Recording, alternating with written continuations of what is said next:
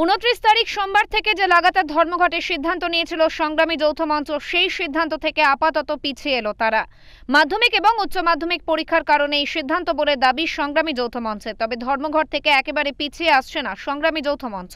লাগাতার ধর্মঘটের পরিবর্তে সোমবার কালো ব্যাজ পরে প্রতীকী ধর্মঘটের সিদ্ধান্ত নিয়েছে সংগ্রামী যৌথ মঞ্চ এবং লাগাতার ধর্মঘটের সিদ্ধান্ত 29শে জানুয়ারির পরিবর্তে মার্চের প্রথম সপ্তাহে করার সিদ্ধান্ত নিয়েছে সংগ্রামী যৌথ মঞ্চ। রবিবার শহীদ মিনারে অনশন মঞ্চের সাংবাদিক সম্মেলন করে সংগ্রামী যৌথ মঞ্চের আহ্বায়ক ভাস্কর ঘোষ একথা জানিয়েছেন। তিনি বলেন, রাজ্যে পরীক্ষা থাকার কারণে আপাতত লাগাতার ধর্মঘট বিরতি রাখা হচ্ছে।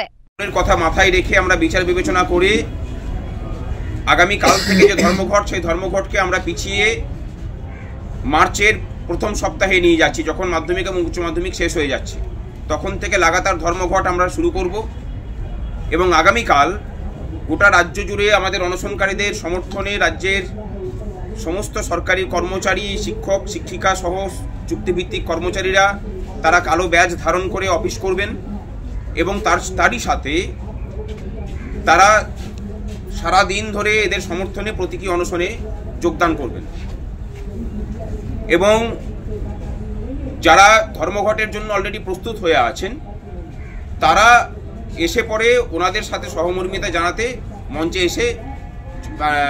মঞ্চে আসবেন এবং তাদের সাথে প্রতীকী অনশনে বসবেন কালকে আমাদের মঞ্চে।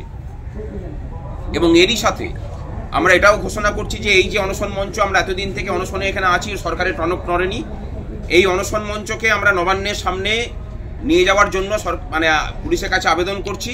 যদি না মেলে তখন হাইকোর্টের দ্বারস্থ হয়ে সেই অনশন মঞ্চ ওখানে নিয়ে যাওয়া হবে। এই সময় সংগ্রামী যৌথ মঞ্চের আরও দাবি, অনশন মঞ্চ শহীদ মিনার থেকে সরিয়ে নবান্নের সামনে নিয়ে যাওয়ার সিদ্ধান্ত নেওয়া হয়েছে। এই সভার জন্য পুলিশের দ্বারস্থ হচ্ছেন সরকারি কর্মচারীরা। পুলিশের অনুমতি না পেলে হাইকোর্টের দ্বারস্থ হবেন বলে হুঁশিয়ারি দিয়েছেন ভাস্কর ঘোষ। প্রসঙ্গত, বকেয়া মহার্ঘ ভাতার দাবিতে শহীদ মিনারে দীর্ঘদিন ধরে আন্দোলন চালিয়ে যাচ্ছে সংগ্রামী যৌথ মঞ্চ। রবিবার সেই আন্দোলন 1 বছর 2 দিন হলো। অন্যদিকে নতুন করে যে অনশন চলছে তা 9ম দিনে পড়ল। কলকাতা থেকে সঞ্জয় রায়চৌধুরী, ওঙ্কার বাংলা।